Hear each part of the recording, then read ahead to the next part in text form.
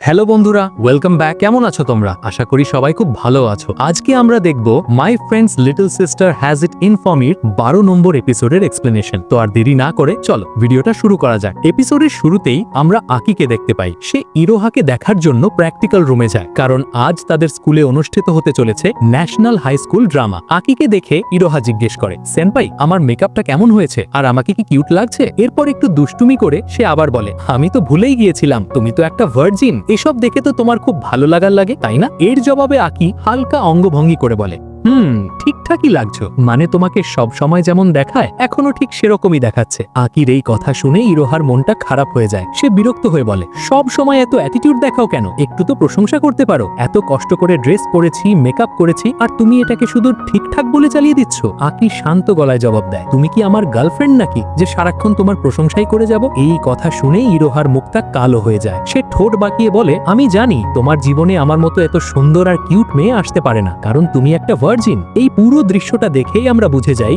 ইরোহা আসলে আকির কাছ থেকে একটু প্রশংসা শোনার জন্যই এসব করছে। আর এই টানাপোড়েনের মধ্যে দিয়েই তাদের দুজনের সম্পর্কটা ধীরে ধীরে এগিয়ে যেতে থাকে। এরপর ইরোহা একটু খোঁচা দিয়ে আকিকে বলে, আমি জানি তুমি কোনোদিনই মেয়েদের সাথে ওইসব করতে পারবে না। এখানে ইরোহা ওইসব বলতে কি বোঝাতে চেয়েছে সেটা তোমরা সবাই বুঝে গেছো, কারণ তোমরাও সবাই হচ্ছ টাকলামুরা। কিন্তু ইরোহার মুখ থেকে এই কথাটা শোনার সাথে সাথেই আকির স্বভাব একদম পাল্টে যায়। সে হঠাৎ সিরিয়াস কণ্ঠে বলে, ইরোহা একটা কথা আমি তোমাকে পরিষ্কারভাবে বলে দিচ্ছি, আমি ভার্জিন নই। আকির মুখ থেকে এই কথা শুনে ইরোহার মাথায় যেন আকাশ ভেঙে পড়ে। এতদিন ধরে আকিকে নিয়ে তার মনে যে ধারণা ছিল সেটা এক মুহূর্তেই ভেঙে চুরমার হয়ে যায়। সে বিশ্বাসই করতে পারে না, আর আতঙ্কিত কণ্ঠে প্রশ্ন করে, তুমি কি সত্যি বলছো? মানে তুমি যা বলছো সব মিথ্যে, তাই না? তখন আকি রেগে গিয়ে বলে, তুমি এমন রিয়াকশন দিচ্ছ কেন? আমি কি খারাপ কিছু বলেছি নাকি? এরপর সে ভার্জিনিটি নিয়ে কিছু অদ্ভুত যুক্তি দিতে শুরু করে। আকি বোঝানোর চেষ্টা করে, দেখো আমি শারীরিকভাবে কোনো মেয়ের সাথে কিছু করিনি, কিন্তু মানসিকভাবে আমি নিজেকে ভার্জিন মনে করি না। তার এই কথা শুনে ইরোহা আরো বেশি রেগে যায়। সে চিৎকার করে বলে, তুমি কি পাগল হয়ে গেছো? এসব কি ধরনের ফালতু কথা বলছো? তারপর এই বিষয়টা নিয়ে দুজনের মধ্যে কিছুক্ষণ তুমুল ঝগড়া চলতে থাকে। কিন্তু আশ্চর্যের বিষয় হলো এই ঝগড়ার সমাপ্তিটা হয় একেবারেই অপ্রত্যাশিত আর অদ্ভুত একভাবে।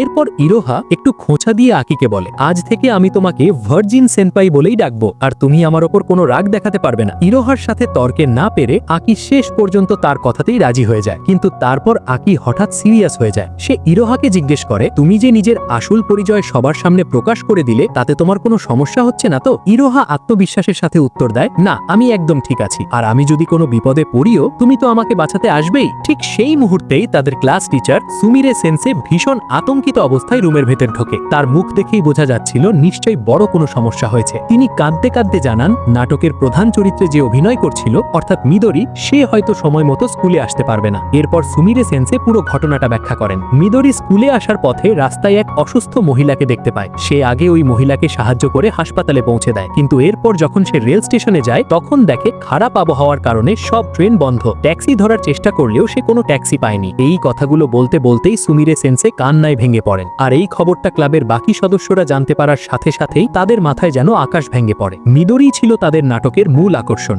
মানে নাটকের প্রধান চরিত্রে অভিনয় করার কথা ছিল একমাত্র মিদোরিরই। এখন যদি সে নাটকে অংশ নিতে না পারে তাহলে এতদিনের পরিশ্রম সবকিছুই যেন ধুলোর সাথে মিশে যাবে। এই কথা ভেবেই আকির মনে হয় সত্যি এটা একটা ভীষণ বড় সমস্যা। সে বুঝতে পারে এখন তাকে কিছু একটা করতে হবে। অন্যদিকে সুমিরে সেন্সে কান্নায় ভেঙে পড়েন আর বলতে থাকে, এতদিনের স্বপ্ন আর পরিশ্রম সবকিছু যেন এক মুহূর্তেই শেষ হয়ে যাচ্ছে। ঠিক তখনই আকি এগিয়ে এসে বলে, সেন্সে আমি একবার মিদোরির সাথে কথা বলতে চাই। এরপর ফোন কানেক্ট হওয়ার পর আমরা মিদোরিকে দেখতে পাই বৃষ্টির মধ্যে পাগলের মতো দৌড়াচ্ছে। সে চোখে জল, গলায় কান্না, কাঁপা কণ্ঠে বলে, আমাকে মাফ করে দাও, আমি হয়তো সময় মতো স্কুলে পৌঁছতে পারবো না। আমার জন্যই তোমাদের সবার এতদিনের পরিশ্রম নষ্ট হয়ে গেল, দয়া করে আমাকে ক্ষমা করে দাও। আকি তাকে শান্ত করে বলে, এতে তোমার কোনো দোষ নেই, এটা আমাদের সবার ভাগ্য। কিন্তু মিদোরি তার কথা মানতে চায় না। সে কাঁদতে কাঁদতে বলে, আমি যদি ওই মহিলাকে সাহায্য না করতাম তাহলে আজ সময় মতো স্কুলে পৌঁছাতে পারতাম। এই মুহূর্তে আকি এমন একটা কথা বলে যা তার চরিত্রকে অনেক পরিণত করে তোলে। সে দৃঢ় কণ্ঠে বলে, হ্যাঁ তুমি একদম ঠিক কাজটাই করেছো। তুমি যদি ওই গর্ভবতী মহিলাকে সাহায্য না করে চলে আসতে তাহলে সারা জীবন নিজেকেই দোষারোপ করতে। তুমি একজন ভালো মনের মানুষ।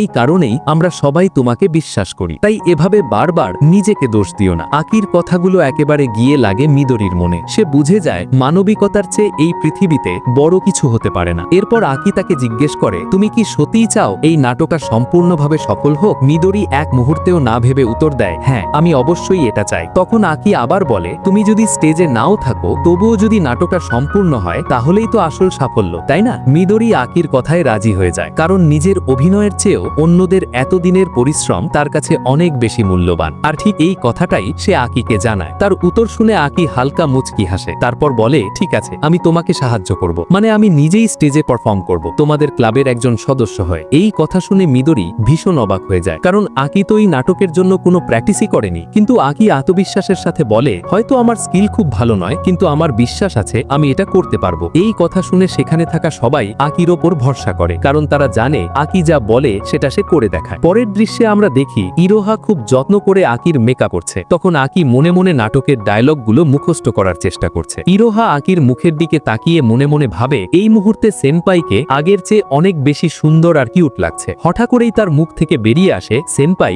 আপনাকে সবসময় মেকআপ করা উচিত, এতে আপনাকে সত্যিই অনেক সুন্দর লাগে। এর উত্তরে আকি বিরক্ত গলায় বলে, এই ফালতু জিনিসে সময় নষ্ট করার কোনো ইচ্ছেই আমার নেই। এই কথা শুনে ইরোহা একটু রেগে যায়। সে বলে, মেকআপে সময় নষ্ট বলা বন্ধ করো, কারণ আজ যদি মেকআপ না থাকতো তাহলে আমাদের মতো মেয়েদের সমাজে কেউই দাম দিত না, বিশেষ করে তোমার মতো ছেলেরা। হঠাৎ করেই একটি মেয়ে এসে খবর দেয় পারফরমেন্সের সময় হয়ে গেছে, তাই স্টেজে যাওয়ার জন্য অনুরোধ করছি। পরবর্তী সিনে আমরা দেখি আকি আর ইরোহা পুরোপুরি প্রস্তুত হয়ে পারফরমেন্সের জন্য দাঁড়িয়ে আছে। ঠিক তখনই সুমিরে সেন্সে আসে এবং বলে, নিজেদের ওপর ভরসা রাখো, এতদিনের পরিশ্রম কোনোভাবেই বৃথা যেতে দেব না, আর আমরা সবাই তোমাদের সাপোর্ট করব। আকি যখন স্টেজের পর্দা সরিয়ে দর্শকের ভিড় দেখে তখন হঠাৎ সে একটু ঘাবড়ে যায়। ইরোহা তাকে মোটিভেটেড কণ্ঠে বলে, সেনপাই, ভয় পাওয়ার কিছু নেই, আমি জানি তুমি এটা করতে পারবে। ইরোহার এই বিশ্বাস দেখে বোঝা যায় তারা একে অপরের কতটা কাছে আছে। অন্যদিকে দর্শকদের মধ্যে আমরা মাসিরোকেও দেখতে পাই। সে জানতে পেরেছে যে আজকের ন্যাশনাল হাই স্কুল ড্রামাতে প্রধান চরিত্রে পারফর্ম করবেন ইরোহা, তাই সে পারফরমেন্স দেখতে এসেছে। এরপর ফাইনালি নাটক শুরু হয়। স্টেজের ব্যাকগ্রাউন্ড এত সুন্দর এবং হাই কোয়ালিটির ছিল যে দর্শকরা তাকিয়েই মুগ্ধ হয়ে যায়। এরপর স্টেজে প্রবেশ করে আকি। সে এক এক করে নিজের ডায়লগগুলো বলতে শুরু করে। আকিকে স্টেজে দেখে মাসিলোক বেশ আশ্চর্য হয়। সে ভাবতে থাকে, আকি এখানে কি করছে, আর সে কি সত্যি ন্যাশনাল হাই স্কুল ড্রামাতে পারফর্ম করবে? নাটকের শুরুতে গল্পের নায়ক আর নায়িকা দুজনের মধ্যেই ঝগড়া চলছে, কারণ নায়ক ভাগ্যের ওপর বিশ্বাস রাখে না, কিন্তু নায়িকা রাখে। এই দৃশ্যটি দেখে মাসিরোর মনে পড়ে যায় আমাদের শুরুর আলাপটাও ঠিক এরকম ভাবেই হয়েছিল। পরবর্তী দৃশ্যে ইরোহা কেকের ওপর কিছু ডিজাইন করার চেষ্টা করে, কিন্তু সেটা নষ্ট হয়ে যায়। তখন আকি এগিয়ে এসে তাকে সাহায্য করে, যার কারণে কেকটা দেখতে আগের চেয়ে অনেক সুন্দর হয়ে ওঠে। এই দৃশ্যগুলো মাসিরোর মনকে অশান্ত করে তোলে, কারণ সে আকি আর ইরোহার মধ্যে এমন এক ধরনের সম্পর্ক দেখতে পাচ্ছিল যা স্ক্রিপ্টে লেখা সম্পর্কের থেকে একেবারেই আলাদা। এরপর আসে গল্পের মূল কাহিনী। আকি আর ইরোহা একে অপরকে কেক খাইয়ে দেয় এবং রোম্যান্টিক ডায়লগ বলতে থাকে। এরপর একে অপরের হাত ধরে নাচে আর নিজেদের মনের অনুভূতির কথা প্রকাশ করে। এই দৃশ্যগুলো দেখে মাসিরোর ভেতরটা যেন জ্বলে পুড়ে ছারখার হয়ে যাচ্ছে। নাটকের ক্লাইম্যাক্সে স্ক্রিপ্ট অনুযায়ী তাদের দুজনের কিস করার কথা ছিল, তারা একে অপরের খুব কাছাকাছি চলে আসে। এই দৃশ্য দেখে মাসিরো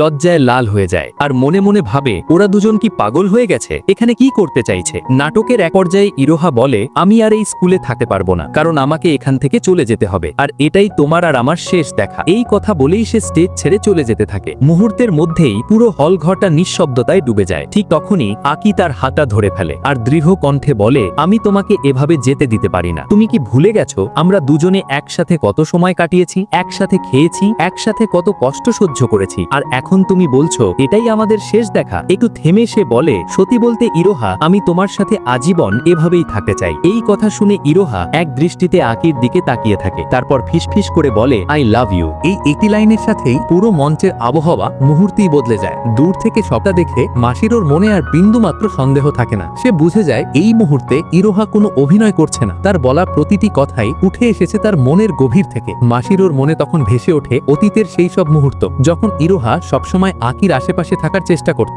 অজুহাত খুঁজে খুঁজে তার পাশে এসে দাঁড়াতো। সে বুঝে যায় আকি হয়তো এখনো অভিনয়ের ভেতরেই আছে, কিন্তু ইরোহার চোখের দৃষ্টি, মুখের ভাব আর কণ্ঠস্বর সবকিছু মিলিয়ে স্পষ্ট হয়ে ওঠে কথাগুলো এসেছে তার মনের গভীর থেকে। ধীরে ধীরে আকি ইরোহাকে নিজের বুকে টেনে নেয় আর দৃঢ় স্বরে বলে, আমি তোমাকে নিজের কাছ থেকে কখনো দূরে যেতে দেব না। ঠিক সেই মুহূর্তেই পর্দা নামে আর নাটকের সমাপ্তি ঘটে। পর্দা নামার সাথে সাথেই পুরো অডিটোরিয়াম মুহূর্তের মধ্যেই তুমুল হাততালিতে ফেটে পড়ে। দর্শকরা একে একে দাঁড়িয়ে যায়, কারণ আকি আর ইরোহার পারফরমেন্স সত্যি অসাধারণ ছিল। পারফরমেন্স শেষ হতেই সবাই তাদের প্রশংসায় মেতে ওঠে। উজুমি অবাক হয়ে বলে, আমি তো ভাবতেই পারিনি ইরোহার মধ্যে এত ট্যালেন্ট আছে। এরপর সুমিরে সেন্সে চোখের জল সামলাতে না পেরে কেঁদে কেঁদে তাদের দুজনকে ধন্যবাদ জানায়। তিনি বলেন, তোমরা না থাকলে আজ আমাদের এই সম্মানটুকুও থাকতো না। নাটক শেষ হওয়ার পর মিদোরি ও বাকি সদস্যরাও এসে আকি আর ইরোহাকে ধন্যবাদ জানায়। সবাই একে একে বলে নাটকটা তাদের প্রত্যাশার চেয়েও অনেক ভালো হয়েছে। ঠিক তখনই মিদোরি বলে ওঠে, তোমরা কি মাকিগাই সেন্সিকে ধন্যবাদ জানাতে ভুলে যাচ্ছ নাকি? কারণ এই নাটকের স্ক্রিপ্টটা যে মাকিগাই নিজেই লিখেছিলেন। সবকিছু শেষ হওয়ার পর আমরা আকি আর ইরোহাকে একসাথে দেখতে পাই। ইরোহা হালকা অভিযোগের সুরে আকিকে মনে করিয়ে দেয়, সেনপাই তুমি তো কিছু বলছো না, তুমি তো বলেছিলে আমি ভালো পারফর্ম করলে কিছু বলবে। আকি মুচকি হেসে তার অনেক প্রশংসা করে। এরপর ইরোহা আবার নিজের পুরনো রূপে ফিরে আসে আর আগের মতোই আকিকে জ্বালাতন করতে শুরু করে। কিন্তু কিছুক্ষণ পর হঠাৎ করেই সে সিরিয়াস হয়ে যায় আর বলে, সত্যি বলতে এখন আমার একটু ভয় লাগছে, কারণ মা যদি এসব জানতে পারে তাহলে কি প্রতিক্রিয়া দেবে কে জানে। এরপর একটু লজ্জা পেয়ে সে ধীরে বলে, নাটকের সময় তুমি যখন আমার হাতটা ধরেছিলে তখন আমার সত্যিই খুব ভালো লেগেছিল। সে আরো বলে, আমি জানি আমি তখন অভিনয় করার চেষ্টা করছিলাম, কিন্তু আই লাভ ইউ কথাটা আমি মন থেকেই বলেছিলাম। এই কথা শুনে আকি পুরোপুরি স্তব্ধ হয়ে যায়। সে শুধু ইরোহার চোখের দিকে তাকিয়ে থাকে, কিন্তু কিছু বলার সাহস পায় না। ইরোহা প্রায় তার জীবনের সবচেয়ে বড় সত্যিটা প্রকাশ করেই ফেলেছিল, কিন্তু পরক্ষণেই সে আবার নিজের আগের দুষ্ট রূপে ফিরে আসে আর হেসে বলে, আরে আমি তো শুধু মজা করছিলাম, আমি শুধু তোমার রিয়াকশনটা দেখতে চেয়েছিলাম। আমি নিশ্চিত এখন তোমার হার্টবিট অনেক বেড়ে গেছে, তাই না? এই কথা বলেই সে ওখান থেকে চলে যায়। আকি একা দাঁড়িয়ে ভাবতে থাকে, এই মেয়েটার সাথে তার কিছুই করার নেই। ও একটা মাথা ব্যথা, আর সম্ভবত আজীবনের জন্য মাথা ব্যথাই হয়ে থাকবে। আকির এই হতাশ এবং স্নেহমাখা ভাবনার সাথেই এই সিজনের সমাপ্তি ঘটে। তো বন্ধুরা, কেমন লেগেছে তোমাদের এই সিজনটি? আর এই সিজনের প্রতিটা এপিসোডে আমাদের সাথে থাকার জন্য তোমাদের সবাইকে অনেক অনেক ধন্যবাদ। দেখা হবে পরের কোনো অ্যানিমে এক্সপ্লেনেশন ভিডিওতে। ততক্ষণ ভালো থেকো, সুস্থ থেকো, আল্লাহ হাফেজ।